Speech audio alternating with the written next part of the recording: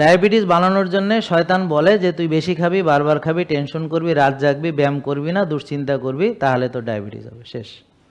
আর খবিশ খাবার বেশি বেশি খেতে। খবিশ খাবার কি? সাদা ভাত খবিশ, সাদা রুটি খবিশ, সাদা দুধ, গুঁড়া দুধ, সাদা চিনি, সব খবিশ খাবার। আর দুধ চিনি দিয়ে চা খেলে মহা খবিশ। হ্যাঁ, তো এটা আর কি। তো এখন ডায়াবেটিস হওয়ার জন্য কী করতে হবে বলেন? বেশি খেতে হবে। সবাই বলেন কী করতে হবে? বেশি খাওয়া মানে যে বেশি খাওয়া না তা না, মানে বেশি খাওয়া মানে যা সে পরিশ্রম বা কায়িক শ্রম বা ব্যায়াম করে তার চেয়ে বেশি খায়। মানে সে যা খায় ওইটা জমাই থাকে, বার্ন হয় না, নাকি বুঝেন নাই? তা এখন সে যদি 12-14 ঘন্টা কাজ করে আর যদি 1.5-2 গামলা ভাত খায়, তাহলে কি ডায়াবেটিস হবে? না, কেননা সে প্রচুর পরিশ্রম করে, তার যা খায় বার্ন হয়। কি বুঝতে পারছেন কিনা দেখেন।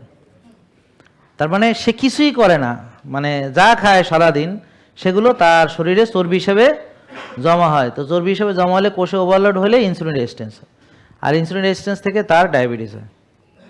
শুধু ডায়াবেটিস হয় না, ডায়াবেটিস হয়, প্রেশার হয়, কারো মেয়েদের পিসিওডি হয়, ইরেকটাইল ডিসফাংশন হয় পুরুষদের, কারো ব্রেন স্ট্রোক হতে পারে, প্যারালাইসিস হতে পারে, ফ্যাটি লিভার, গাউট, আর্থ্রাইটিস হতে পারে, অবেসিটি, অ্যাজমা হতে পারে, ডিমেনশিয়া হতে পারে, রক্তনালী ব্লক, অ্যাথেরোস্ক্লেরোসিস হতে পারে। হ্যাঁ, উচ্চ রক্তচাপের কথা মনে হয় বলছি।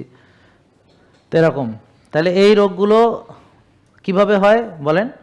বেশি খেয়ে, বলেন সবাই, বারবার খেয়ে, সয়াবিন তেল খেয়ে, সাদা ভাত সাদা রুটি খেয়ে, প্রসেসড আল্ট্রা প্রসেস ফুড খেয়ে, দাওয়াত খেয়ে, হ্যাঁ, এই বিভিন্ন সময় ব্যায়াম না করে, বলেন, অলসতা করে, বিলাসিতা করে, বিশৃঙ্খল জীবনযাপন, রাত জাগা, টেনশন করা, নিজের প্রতি যত্ন না নেওয়া, শক্তির চর্চা না করা, ঘাসে না হাঁটা, রোদে না যাওয়া,